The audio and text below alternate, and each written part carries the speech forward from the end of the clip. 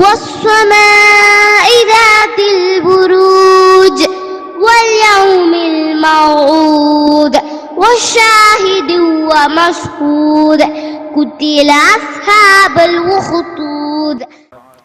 فقد قال الله تعالى في محسن تنزيل العظيم والفرقان المجيد: أعوذ بالله من الشيطان الرجيم. بسم الله الرحمن الرحيم. يا أيها الذين آمنوا اتقوا الله حق تقاته ولا تموتن إلا وأنتم مسلمون. கண்ணியத்திற்குரிய எல்லாமல்ல அல்லாஹுவின் நல்லடியார்களே, அருமை சகோதர சகோதரிகளே, அல்லாஹுடைய ஒரு மாபெரும் பேரருளால் மகத்தான இந்த ஜும்மாவுடைய நாளில் அல்லாஹுவை வணங்கி வழிபட வேண்டும் என்கின்ற ஒரு நல்ல நோக்கத்திலே அல்லாஹுடைய இல்லத்திலே ஒன்று கூடி இருக்கின்றோம். இந்த நேரத்தில் நபிகள் பெருமகனார் ஸல்லல்லாஹு அலைஹி வஸல்லம் அவர்கள் நமக்கு கற்றுத்தந்த அடிப்படையிலே தொழுகைக்கு முன்பாக ஆற்றப்படக்கூடிய இந்த உரையில் இதயங்களை ஈர்த்த இறை தூதர் ஸல்லல்லாஹு அலைஹி வஸல்லம் என்கின்ற தலைப்பு வழங்கப்பட்டுள்ளது. அருமை சகோதர சகோதரிகளே, உலகம் தோன்றிய காலத்திலிருந்து நாம் வாழ்ந்து கொண்டிருக்கக்கூடிய இந்த காலம் வரைக்கும் மனித சமுதாயம் பல்வேறு தலைவர்களை பார்த்துவிட்டது. தோன்றிய தலைவர்களில் பலர் அவர்கள் வாழும் பொழுது மக்கள் மத்தியிலே பல்வேறு தாக்கங்களை ஏற்படுத்தி இருப்பார்கள். அவர்களை நேசிக்கக்கூடிய தொண்டர்கள் அந்நேரத்திலே உருவாகி இருப்பார்கள்.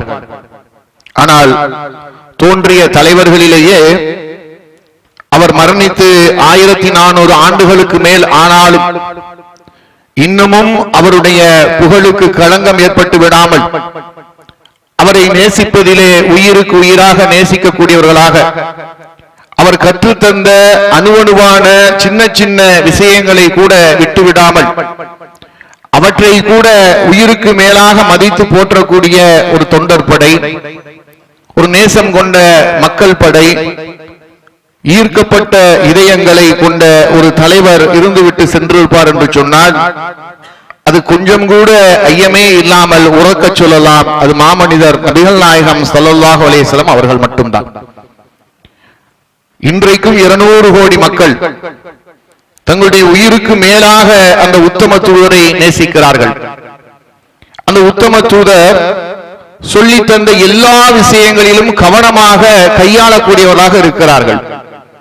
வாழ்க்கையின் முக்கியமான அம்சங்களாக இருந்தாலும் சரி, கவனம் இல்லாமல் விடப்படக்கூடிய விஷயங்களாக இருந்தாலும் சரி, எல்லா விஷயங்களிலும் இந்த தூதர் நமக்கு எதை வழிகாட்டி இருக்கிறார், திருமணத்திலே என்ன சொல்லி தந்திருக்கிறார், இபாதத்துகளிலே எதையெல்லாம் கற்றுத் தந்திருக்கிறார், மனைவியோடு பழகுவதிலே என்னென்ன வழிமுறைகளை சொல்லிக் கொடுத்திருக்கிறார், பிள்ளைகளை வார்த்தெடுப்பதிலே எப்படி வாழ்வியலை சொல்லி தந்திருக்கிறார், எல்லா விஷயங்களும் ஒரு மனிதன் பிறந்ததிலிருந்து மரணிக்கிற வரைக்கும் இருக்கின்ற அத்தனை விஷயங்களிலும் அந்த தூதருடைய வழிமுறையை பின்பற்றக்கூடிய ஒரு சமுதாயத்தை நாம் பார்க்கிறோம் என்று சொன்னால், அந்த தூதர் எப்படி இப்படிப்பட்ட ஒரு சமுதாயத்தை ஈர்த்தெடுத்தார். எல்லா தலைவர்களுக்கும் கிடைக்காத ஒரு சிறப்பு இந்த தலைவருக்கு மட்டும் கிடைத்ததின் ரகசியம் என்ன? அவர் வாழும் பொழுது நபிகள் நாயகம் ஸல்லல்லாஹு அலைஹி வஸல்லம் அவர்கள் எந்த மக்கமா நகரிலே இந்த தீனுல் இஸ்லாத்தை எடுத்துரைக்கின்றார்களோ, எடுத்துரைக்கின்ற காலத்திற்கு முன்பாகவே இந்த தூதரை அந்த மக்கள் எப்படி கொண்டாடினார்கள்?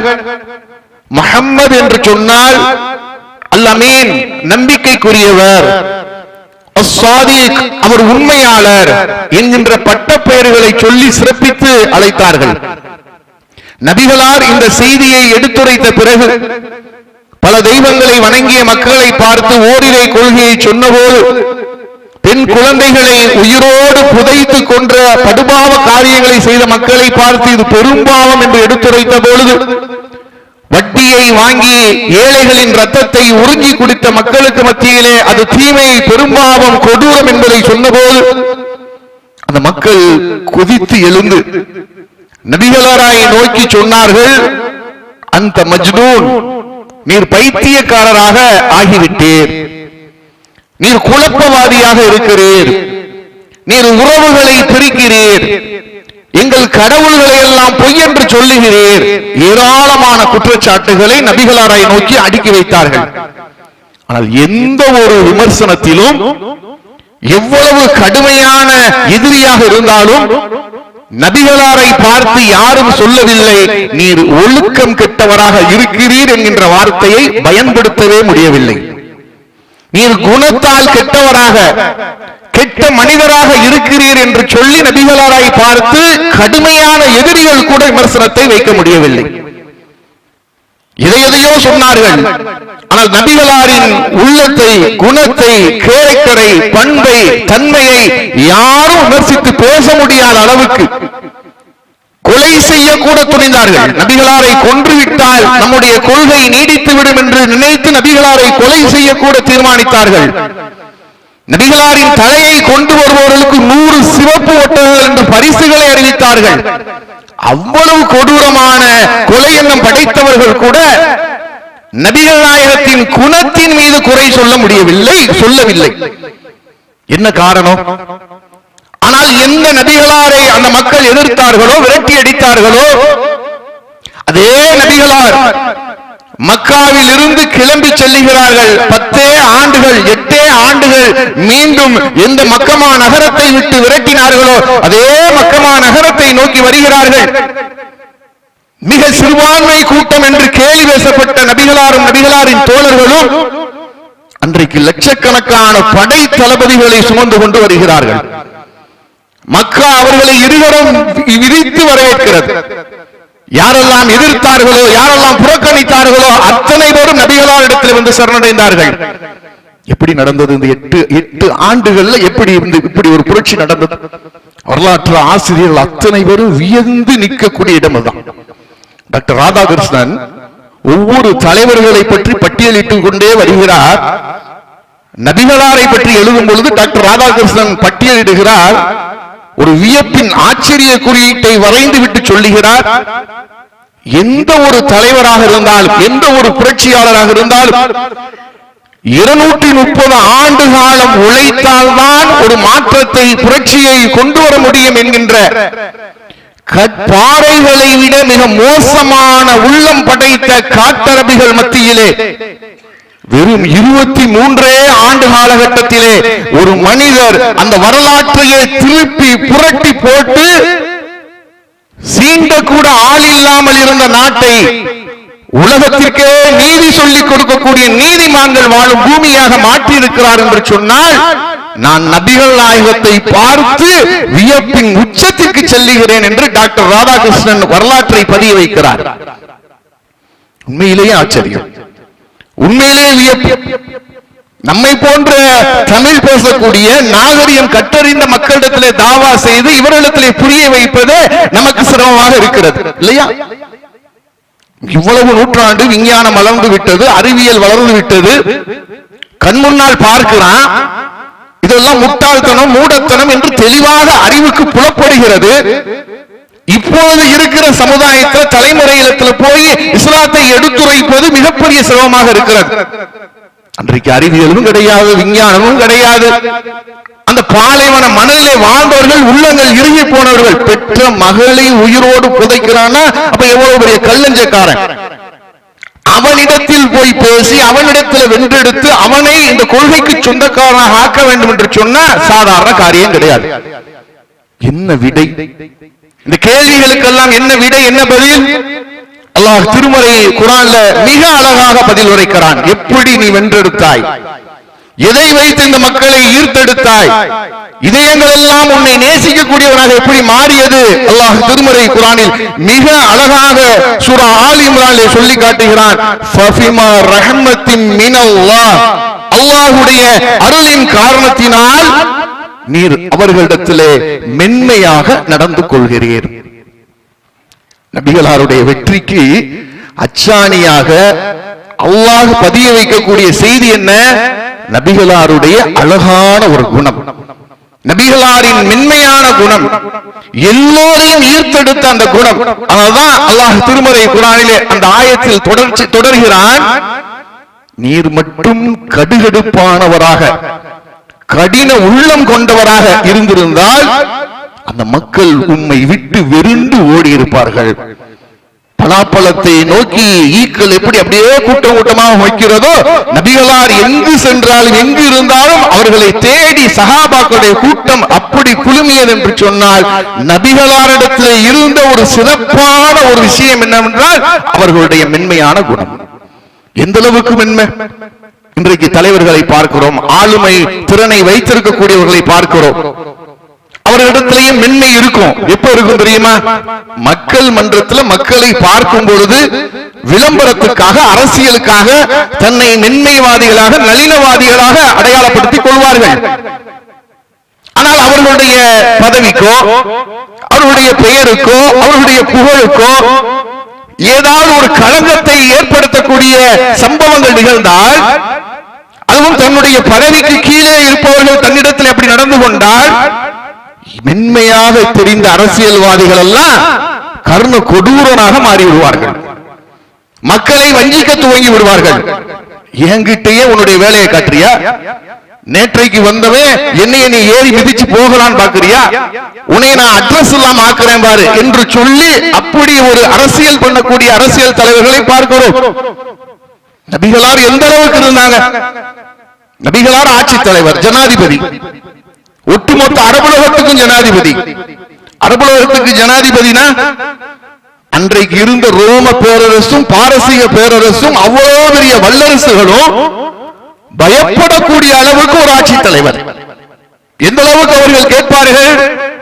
முகமது நபியின் தோழர்கள் படையில் இருக்கிறார்களா என்று கேட்பார்கள். ஆம் என்று பதிலளித்தால் பின்வாங்கி ஓடி விடுவார்கள். அப்படி ஒரு பயத்தை வல்லரசுகளுக்கு கொடுத்த ஒரு சக்தி வாய்ந்த ஆட்சி தலைவர். சாதாரணமாக ஒரு மக்காவை ஆட்சி செய்த, மதீனாவை ஆட்சி செய்த ஆட்சி தலைவர் அல்ல, ஒட்டுமொத்த உலகத்திற்கும் ஒரு மிகப்பெரிய ஒரு சிம்ம சொப்பனமாக விளங்கிய ஆட்சி தலைவர். அப்படிப்பட்ட ஆட்சி தலைவர் நபிகள் நாயகம் தன்னுடைய தோழர்களோடு கழுத்திலே நஜ்ரான் தேசத்திலிருந்து வந்த ஒரு துண்டை, ஒரு போர்வையை போர்த்தி கொண்டு வருகிறார்கள். அந்த புண்டு மிக கடுமையான அந்த கம்பளி மாதிரி ஒரு ரொம்ப ஒரு ஹார்டான பொருள், அதை போர்த்தி கொண்டு வர்றாங்க. அப்போ ஒரு காட்டு அரபி, அதாவது கிராமத்தில் இருந்து அந்த நகரத்திற்கு வரக்கூடிய, கிராமப்புறத்திலிருந்து வரக்கூடிய, கூட்டத்திலிருந்து வரக்கூடிய ஒரு கிராமவாசி நபிகளாரை பார்த்த உடனே அவரை பாய்ந்து அவர் மீது இருக்கக்கூடிய துண்டை வைத்து இழுத்துக் கொண்டே செல்லுகிறார். எதுவரைக்கும்? முட்களாக இருக்கக்கூடிய அந்த முட்புதர் வரைக்கும் இழுத்து செல்லுகிறார். அந்த துண்டு ரசூலுல்லாஹ்வுடைய கழுத்துல பட்டு இழுபட்டதால் அவங்களுடைய சிகப்பு மேனியில இன்னும் உதிரம் கொப்பளிப்பது போல் காட்சி அளிக்கிறது. இப்படி ஒரு சம்பவத்தை இன்றைக்கு இருக்கக்கூடிய ஆட்சியாளர் வார்டு கவுன்சிலர்ட்ட செய்யட்டுமே. ஒரு வார்டுக்கு கவுன்சிலர் இருப்பார்லங்க, அவர் ஏரியாக்குள்ள வர்றாரு, நீ எனக்குரிய உரிமையை கொடு என்று சொல்லி அவர் கழுத்துல கிடக்கிற துண்டை இழுத்தா சும்மா விட்டுவாரா? அந்த காட்டு அரபி, அந்த கிராம அரபி என்ன சொல்றாருன்னா, கழுத்துல கிடக்கிற துண்டை இழுத்து ரசூலுல்லாஹ் இழுத்து சொல்றாரு, உனக்கு அல்லாஹ் கொடுத்தது வந்து எனக்கு கொடு, நீதான் ஆட்சி தலைவர், எனக்குரிய உரிமையை கொடு என்று கழுத்தில் கிடக்கிற துண்டை கடன்காரனை இழுப்பதை போல் ரசூலுல்லாஹ் இழுக்கிறார். அப்படி ஒரு சம்பவம் நிகழ்கிறது. ஒரு ஆட்சி தலைவராக இருக்கக்கூடிய அல்லாஹ்வுடைய தூதர் கண்ணை காட்டியிருந்தா போதும் சஹாபாக்கள் பாய்ந்து அவரை தலையை துண்டாக எடுத்திருப்பாங்க. ரசூலுல்லாஹ் என்ன செஞ்சாங்க தெரியுமா? அந்த நேரத்திலையும் புன்சிரிப்பு, அந்த நேரத்திலையும் புன்சிரித்துக் கொண்டு சொல்றாங்க, இவர் கேட்பதையெல்லாம் கொடுத்து அனுப்புங்கள். முடியுமா?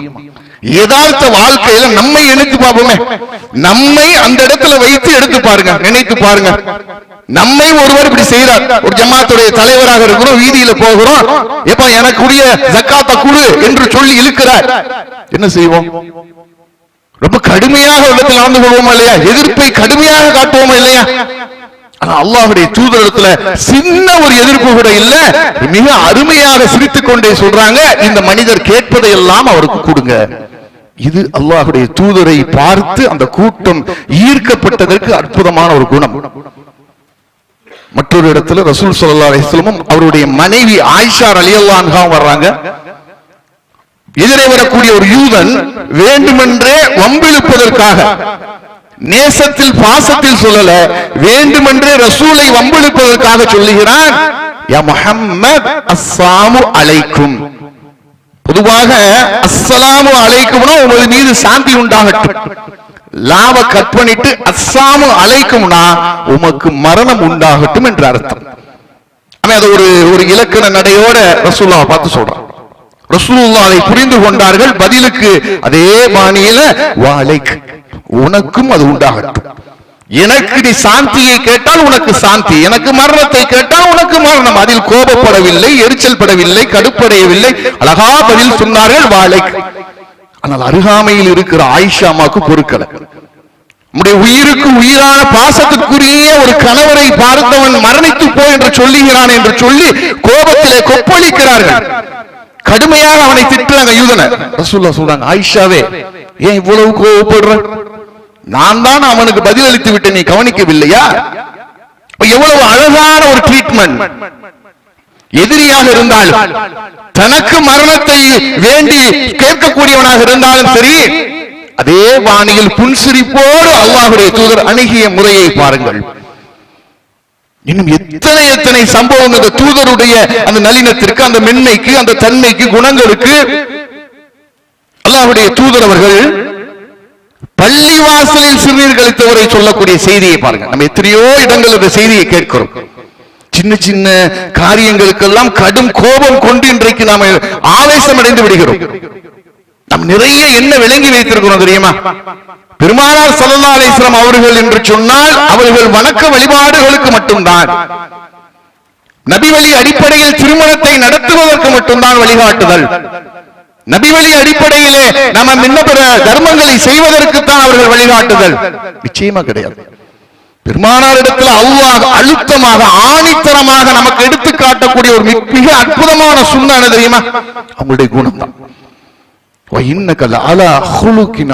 அல்லாஹ் சொல்றான், நீர் மகத்தான நற்குணத்தில் இருக்கிறீர்கள். அல்லாஹ்வுடைய தூதரை வழிகாட்டியாக தேர்ந்தெடுக்கக்கூடிய மக்கள், முன்மாதிரியாக எடுக்கக்கூடிய மக்கள் முதல்ல மாற்றம் செய்ய வேண்டிய விஷயம் தன்னுடைய இதயம், தன்னுடைய நப்ஸ், தன்னுடைய வெளிப்புற தோற்றங்களுக்கு முக்கியத்துவம் கொடுக்கும். ரசூலுல்லாஹ் தாடி வைத்தார்கள், நான் தாடி வைக்கிறேன். ரசூலுல்லாஹ் கரண்டை காலுக்கு மேல் ஆடை அணிந்தார்கள், நானும் அணிகிறேன். ரசூலுல்லாஹ் என்னென்ன சுன்னாக்களை செய்து காண்பித்தார், என்னென்ன சுன்னாக்களை செய்கிறேன். நல்ல விஷயம், மாற்று கருத்தில்லை, வரவேற்கத்தக்க விஷயம். ஆனா ரசூலுல்லாஹ் அதிகமாக முக்கியத்துவம் கொடுத்த ஒன்று உள்ளத்துக்கு தான். உள்ளத்திலே ஏற்படக்கூடிய மாற்றத்தை தான் ரசூலுல்லாஹ்விடமிருந்து நாம் பெறக்கூடிய பாடம். அதனாலதான் ரசூலுல்லாஹ்விடம் மக்கள் கேட்கிறாங்க. சுய்யில ரசூலுல்லாஹி ஸல்லல்லாஹு அலைஹி வஸல்லம் மக்கள் அல்லாஹ்வுடைய தூதரத்தில் கேட்டார்கள், அதிகமான நபர்கள் சுவனம் செல்வதற்கு பெரும்பாலான காரணமாக எது இருக்கும்? ஒரு மனிதன் சுவனம் செல்ல வேண்டும் என்று சொன்னால் எந்த ஒன்று அதற்கு மிக முக்கியத்துவம் வாய்ந்ததாக இருக்கும்? அல்லாஹ்வுடைய தூதர் பதில் சொன்னாங்க, தக்வல்லாஹ், அல்லாஹ்வின் மீது கொண்ட அச்சம், வஹஸ்னுல் ஹுலிக், நற்குணம். இந்த இரண்டும் யாரிடத்தில் எல்லாம் இருக்கிறதோ அவர்கள் சுவனம் செல்வது எளிது. தக்வல்லாவை பற்றி நமக்கு சொல்லி தந்த அல்லாஹ்வுடைய தூதர் அதை வாழ்க்கையில எப்படி கடைபிடிக்கிறாங்க? தோழர்களோடு வராங்க. ரசூலுல்லாஹி ஸல்லல்லாஹு அலைஹி வஸல்லம் அனஸ் ரலியல்லாஹு அன்ஹு அறிவிக்கிறாங்க, வழியில ஒரு பேரிச்சம்பழம், ஒரே ஒரு பேரிச்சம்பழம் கிடைக்கிறது. இப்ப ரசூலுல்லாஹ் தன் தோழர்களை பார்த்து சொல்றாங்க, இந்த பேரிச்சம்பழம் மட்டும் சதக்கா பொருளாக இருக்குமோ? ஏன்னா தர்ம பொருளை நபிமார்களுக்கு சாப்பிடுவதற்கு, உண்பதற்கு, அனுபவிப்பதற்கு அனுமதி கிடையாது. இது சதக்கா பொருளாக இருக்குமோ என்கின்ற சந்தேகம் மட்டும் எனக்கு இல்லாமல் இருந்தால் நான் இப்பொழுது இருக்கின்ற பசிக்கு இந்த பேரிச்சங்கனி எடுத்து சாப்பிட்டு விடுவேன். ஒரு ஜனாதிபதி, ஒரு நாட்டின் அதிபதி, ஒரு நாட்டின் வல்லரசின் அதிபதி சொல்லுகிறார், எனக்கு கடுமையான பசி. இன்றைக்கு எல்லா தேவைகளையும் மக்களுடைய ரத்தத்தில் இருந்து வரிக்கு மேல் வரி போட்டு உறிஞ்சி எடுத்து சொகுசாக வாழக்கூடிய ஆட்சி தலைவர்களை பார்க்கிறோம். அல்லது மக்களுடைய அந்த சொத்துக்களை அபகரித்து அதை என்னென்ன வகையெல்லாம் அபகரிக்க முடியும் அபகரித்து அதை வைத்து அனுபவிக்கக்கூடிய அதிகாரிகளை பார்க்கிறோம். சாதாரண ஒரு அரசு அலுவலகத்தில் ஒரு பியூன் வேலைக்கு சேரக்கூடியவர் கோடிக்கணக்கில் சொத்துக்களை சேர்த்து விட்டு போய்விடுகிறார். எல்லோரையும் சொல்லல, ஒரு சிலரை. ஆனால் ஒட்டுமொத்த அரபுலகமும் தன் காலடியில் கிடக்கிறது. அந்த சக்கரவர்த்தியுடைய நிலையை பாருங்க. பசி, அந்த பசியை ஆற்றுவதற்கு கீழே ஒரு பேரிச்சம்பழத்தை பார்க்கிறார்கள். அந்த பேரிச்சம்பழத்தை எடுத்து உண்ண நினைக்கிறார்கள். ஆனால் உள்ளத்திலே அல்லாஹ்வை பற்றி அச்சம் வருகிறது. இது ஒருவேளை சதக்காவுடைய பொருளில் இருந்து விழுந்திருந்தால், இதை உண்டால் இது நமக்கு ஹராமாகி விடுமே, அல்லாஹ்விடத்திலே நாளை பதில் சொல்ல வேண்டும் என்கின்ற அச்சத்தினால் பசியை கூட பொறுத்துக் கொண்டு அந்த பேரிச்சங்கனியை உண்ணாமல் செல்லுகிறார் என்று சொன்னால், தக்குவல்லா, அல்லாஹ்வை அஞ்சுவதிலே அல்லாஹ்வுடைய தூதர் தனித்து காண்பித்தார்கள். அதான் நபி அவர்கள் இந்த இறையச்சத்துக்கும் தோற்றத்துக்கும் வித்தியாசப்படுத்துறாங்க. தோற்றம் தாடி நெஞ்சு வரை இருக்கிறது, அபய அணிந்திருக்கிறார், இறையச்சவாதி பேச்சே கிடையாது. எங்க சொன்னாங்க? அத்தக்குவா காஹுனா, ரசூலுல்லாஹ் சொன்னாங்க, அத்தக்குவா காஹுனா, அத்தக்குவா காஹுனா, இறையச்சம் உள்ளத்தில் இருக்கிறது, உள்ளத்தில் இருக்கிறது, உள்ளத்தில் இருக்கிறது. யாரு வந்து படம் போட்டு பார்க்க முடியாது. நான் இறையச்சவாதி என்று நீங்கள் சொல்ல முடியாது, நீங்கள் இறையச்சவாதி என்று நான் சொல்ல முடியாது. வல்ல ரஹ்மானுக்கும் அந்த அடியானுக்கும் மட்டும்தான் தெரியும். பார்ப்பதற்கு தோற்றம் கடுமையாக இருக்கும், கொடூரமான மனிதர் போல் இருப்பார். அவருடைய உள்ளம் குழந்தையை விட அழகானதாக இருக்கும். பார்ப்பதற்கு நீட்டா இருப்பார், அவர் உள்ளத்தில் 1000 கசடுகள் தங்கி இருக்கும். ஆனால் இங்கே சொல்லப்படக்கூடிய செய்தி, இறை அச்சம் நமக்கு சுவனத்திற்குள் நுழைவதற்குண்டான முதல் தரம். அடுத்து ரசூலுல்லாஹ் சொன்னாங்க, சொன்னதை செய்து காண்பித்தார்கள். நல்ல குணம் சுவனத்திற்குள் நுழைவிக்கும். அந்த நல்ல குணம் அத்தனை ரசூலுல்லாஹ் வச்சிருந்தாங்க. அதனாலதான் எல்லா இடத்திலும் அல்லாஹ்வுடைய தூதர் முன்மாதிரியாக இருந்தாங்க. ஒரு அரசியல் தலைவர் ஆன்மீக விஷயத்திலே தலையிட மாட்டார். பெரும்பாலும் அதுதான். அரசியல் என்றால் அது வேற, ஆன்மீகம் என்றால் இது வேற. நான் அதற்குள் வரமாட்டேன், நீ இதற்குள் வரக்கூடாது என்பதுதான் ஒப்பந்தமே. ஆனால் ஒரு அரசியல் தலைவர், ஒரு நாட்டின் சக்கரவர்த்தி ஆன்மீகத்தில் இருக்கக்கூடிய விஷயங்கள் அனைத்திற்கும் வழிகாட்டுகிறார். ஒரு ஆன்மீக தலைவர் ஒரு அரசு எப்படி நடத்தப்பட வேண்டும் என்பதற்கு வழிகாட்டுகிறார். ஒரு அரசியல் தலைவராக, ஆன்மீக தலைவராக இருந்து கொண்டு சிறந்த குடும்ப தலைவராக மின்னுகிறார். நிறைய ஆன்மீகவாதிகள் என்ன சொல்வாங்க? எங்களுக்கு குடும்பம் கிடையாது, எதுவும் கிடையாது, நாங்கள் தனித்தவர்கள், எல்லாவற்றையும் துறந்தவர்கள். நபிகளார் அதிலும் சாதித்து காட்டுறாங்க. இறைவனை வணங்கணும், இறைவழியில் போகணும்னா எங்களுக்கு குடும்பம் அதற்கு தடையாக இருக்கும், பிள்ளைகள் அதற்கு தடையாக இருக்கும். நாங்கள் இறைவனுக்காக எல்லாவற்றையும் துறந்து விட்டு போகிறோம். இல்ல, அப்படியும் ஜெயிக்க முடியும், ஜொலிக்க முடியும் என்பதை ரசூலுல்லாஹ் நிரூபித்து காட்டுறாங்க. Open declare. எந்த தலைவரும் சொல்ல முடியாது இப்படி ஒரு டிக்ளர். வெளி உலகத்துக்கு நல்லவனா வாழ்ந்துடலாம், சமுதாயத்துல நல்லவனாக நாம் திரிந்து வேதம் போட்டு திரிந்துடலாம். எங்க தெரியும் தெரியுமா? நம்ம வண்டவாளம். நம்ம மனைவி அழைச்சு கேட்டா தெரியும் நம்ம யாரு. பாய் பயங்கரமா பேசுறாரு, மனைவியை கூப்பிட்டு கேட்டா தெரியும் நம்ம லட்சணம் என்ன. ரசூலுல்லாஹ் ஓபன் டிக்ளர். உங்களில் சிறந்தவர் உங்கள் மனைவியிடத்தில் சிறந்தவர். உபதேசத்தை மட்டும் சொல்லல, சேர்த்து சொல்றாங்க, நான் என் மனைவியரிடத்தில் சிறந்தவராக இருக்கிறேன். சொல்ல முடியுமா? நற்குணங்களை பாருங்க. ஒரு ஆட்சி தலைவர், ஒரு ஆன்மீக தலைவர், ஒரு குடும்பத்தை வழிநடத்துவதிலே மனைவிமார்களுக்கு கணவனாக இருப்பதிலும் சிறந்தவர், பிள்ளைகளை வார்த்தெடுப்பதில் சிறந்தவர், ஒரு தலைவனாக நிற்பதிலே சிறந்தவர், தோழனாக நிற்பதிலே சிறந்தவர், சகோதரத்துவத்திலே சிறந்தவர், எல்லோரிடத்திலும் பழகுவதிலே இலகுவானவர், எளிமையானவர். சொல்றாங்க, அல்லாஹ்வுடைய தூதருடைய கரத்தை பிடித்துக் கொண்டு ஒரு கருப்பு நிற அடிமை மூதாட்டி மதீனா நகர் முழுவதும் சுற்றி வந்து தனக்கான நீதியை நிலைநாட்டி விடலாம். எந்த தலைவரை பார்க்க முடியும்? ஒரு தலைவர், ஒரு சக்கரவர்த்தி நாட்டின் ஆட்சி அதிகாரத்துக்கு அதை செய்யக்கூடியவர், அவரிடத்துல கையை பிடிச்சு ஒரு கருப்பு மூதாட்டி, அடிமை மூதாட்டி கூப்பிட்டு போய் மதீனாவின் எல்லையில் அந்த அம்மாவுக்கு ஒரு பிரச்சனை என்று சொன்னா இந்த தலைவரை அழைத்து கொண்டு சென்று அந்த பிரச்சனையை தீர்த்து விடலாம். அவ்வளவு இலகுவாக மக்களோடு பழகக்கூடியவர். கொஞ்ச நாலு காசு வந்துருச்சுன்னா, ஒரு நாலு பதவி பட்டம் வந்துருச்சுன்னா நம்ம நடந்துக்கிறதே வேற. நமக்கு கீழே உள்ள அந்தஸ்து இருக்கிறவங்கள்ட்ட நம்ம பேச மாட்டோம், சரியா அவங்களுடைய பேச்சை கேட்க மாட்டோம். நம்ம உறவினர்களையே கொஞ்சம் ஏழ்மை நிலையில இருந்தான்னு வைங்களேன், அவனை கொஞ்சம் ஒதுக்கி வச்சுதான் பாக்குறது. அவன் ஏதாவது பேசுனா அதை ரெஸ்பான்சிபிள் பண்ணல, சரி சரி போ. ஆனா அல்லாஹ்வுடைய தூதரிடத்தில் இதை நீங்கள் பார்க்கவே முடியாது. கிராமப்புறத்தில் இருந்து ஜாகிர் என்று சொல்லக்கூடிய ஒரு கிராமவாசி, அல்லாஹ்வுடைய தூதரை தேடி வருவார். அவர் கிராமத்திலிருந்து என்ன செய்வாரு, சில அன்பளிப்புகளை எடுத்துக்கொண்டு அல்லாஹ்வுடைய தூதரை மதீனாவில் வந்து பார்த்து கொடுத்து விட்டு போவார். அன்னை ஆயிஷா ரலியல்லாஹு அன்ஹா மட்டும் இருக்கிறாங்க. அவர் கேட்கிறார், ரசூலுல்லாஹ் எங்கன்னு கேட்கிறார். ரசூலுல்லாஹ் வீட்டுல இல்லைன்றாங்க, போயிடுறாரு. ரசூலுல்லாஹ் சிறிது நேரத்தில் வீட்டுக்கு வர்றாங்க. ஆயிஷா அம்மா சொல்றாங்க, ஜாகிர் என்கின்ற ஒரு தோழர் உங்களை தேடி வந்தார். உடனே ரசூலுல்லாஹ் துடிக்கிறாங்க, எங்க போயிட்டாரான்னு கேட்கிறாங்க. ஆமா, அவர் போன பாதையை காட்டுறாங்க. அந்த பாதையிலேயே ரசூலுல்லாஹ் ஓடி போய் ஜாகிரை தேடுறாங்க. இத்தனைக்கும் கிராமத்தில் இருந்து எழுத படிக்க தெரியாத ஒரு கருப்பு நிற அடிமை அவர். இவர் மன்னர் தேடி ஓடுகிறார் அடிமை. ஒரு சந்தையில ஜாகிர் நின்று கொண்டிருக்கிறார். அல்லாஹ்வுடைய தூதர் பின்னால் ஓடி சென்று அவருடைய கண்களை மறைத்து விட்டு, இந்த அடிமையை யாராவது இந்நிலத்தில் விலைக்கு வாங்கிக் கொள்கிறீர்களா என்று விளையாடுகிறார்கள் சிரித்துக் கொண்டு.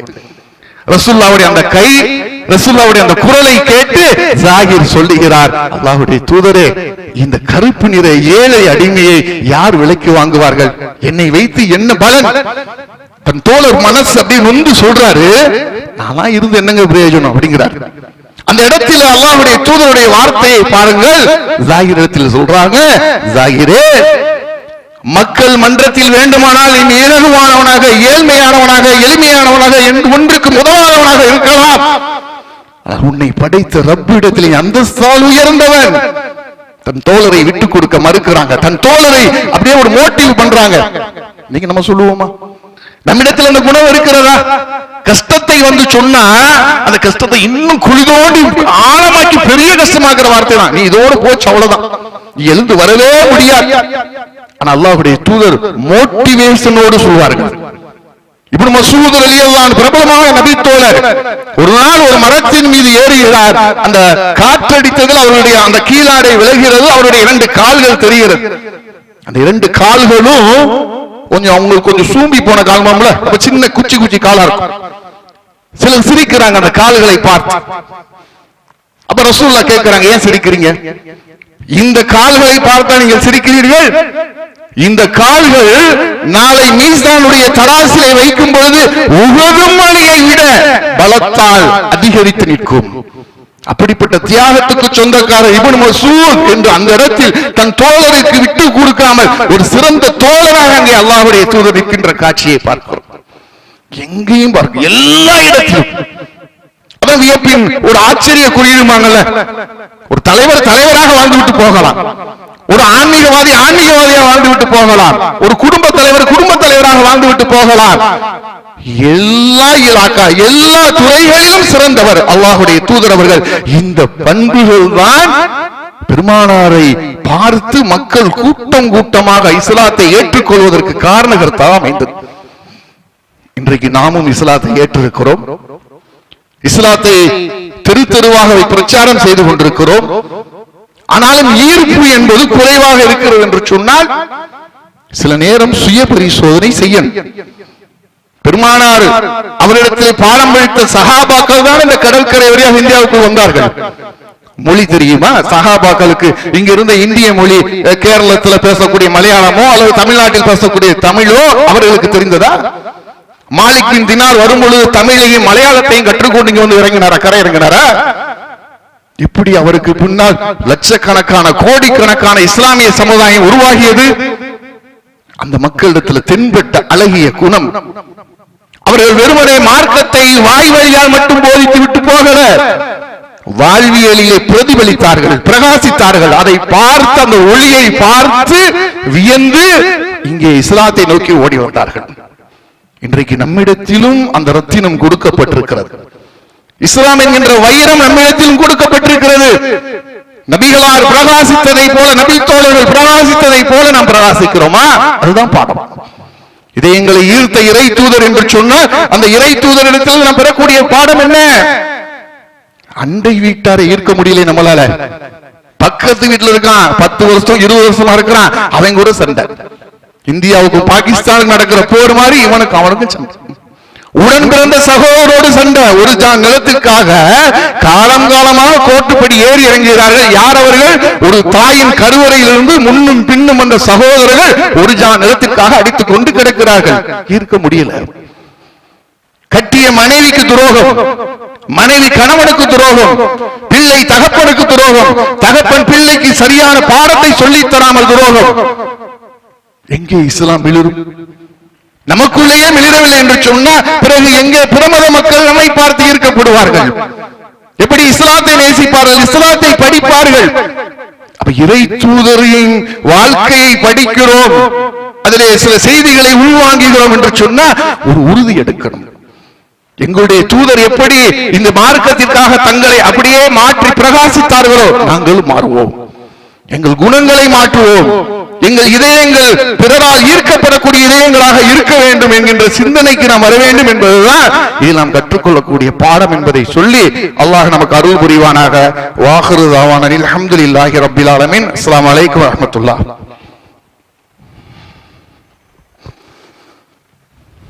அஸ்ஸலாமு அலைக்கும் வரஹ்மத்துல்லாஹி வபரகாத்துஹு. அல்ஹம்துலில்லாஹ் அல்ஹம்துலில்லாஹி வஹ்தா.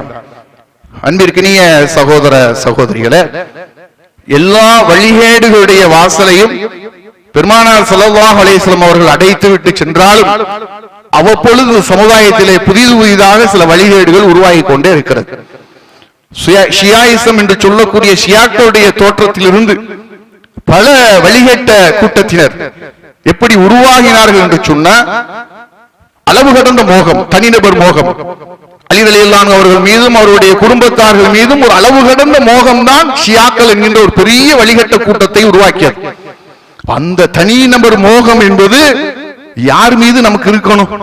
உயிருக்கு மேலான உத்தம தூதர் ரசூலுல்லாஹி ஸல்லல்லாஹு அலைஹி வஸல்லம் அவர்கள் மீது இருக்கணும். அவருடைய சுன்னாவின் மீது இருக்கணும். அவர்களை நமக்கு தூதராக தந்த வல்ல ரஹ்மானின் மீது இருக்க வேண்டும். இதை தவிர்த்து எந்த ஒரு மனிதரின் மீதும் அளவு கடந்த மோகம் பற்றி வைப்பதற்கு நமக்கு அனுமதி கிடையாது. அது நம்மை வழிகேட்டில் கொண்டு போய் தள்ளிவிடும்.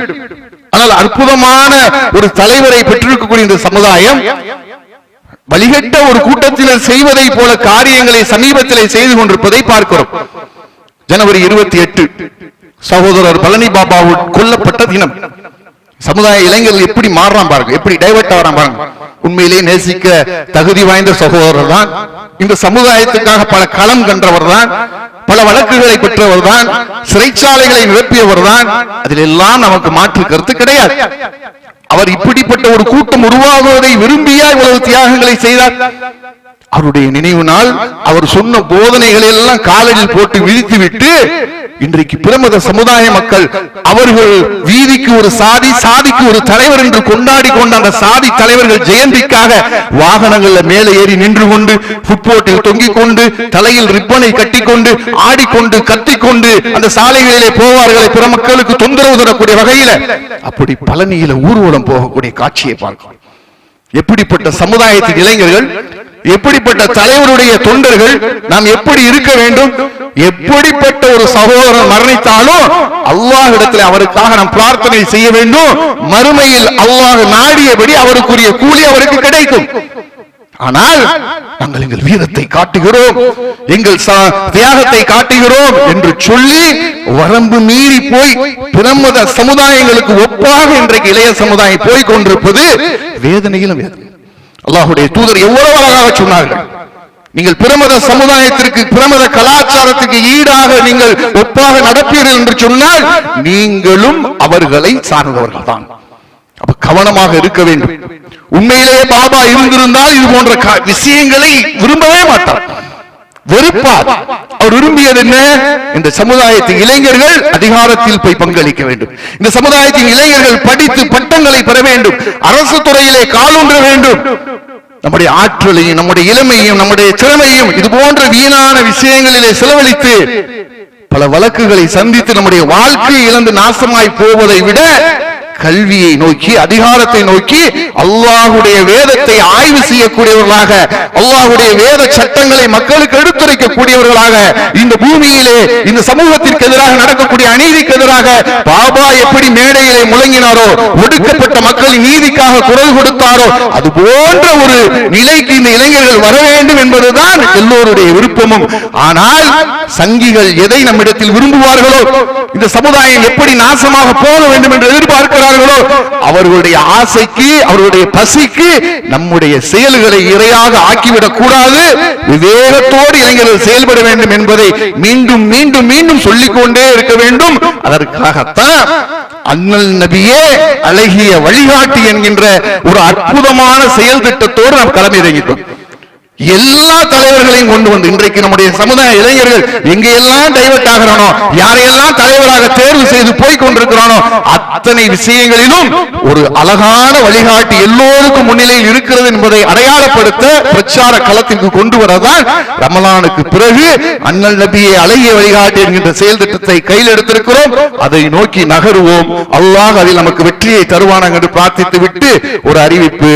திருவிதாங்கோடு ஜமாத்தின் சார்பாக வரக்கூடிய ஞாயிற்றுக்கிழமை கல்வி வழிகாட்டுதல் முகாம் 10 மற்றும் 11, 12 படிக்கக்கூடிய மாணவ மாணவியர்களுக்காக உயர்கல்வி வழிகாட்டுதல், பொதுத் தேர்வு வழிகாட்டுதல் நடைபெற இருக்கிறது. அனைத்து சகோதர சகோதரர்கள் கலந்து கொள்ளுமாறு கேட்டுக்கொள்கிறோம். அஸ்ஸலாமு அலைக்கும்.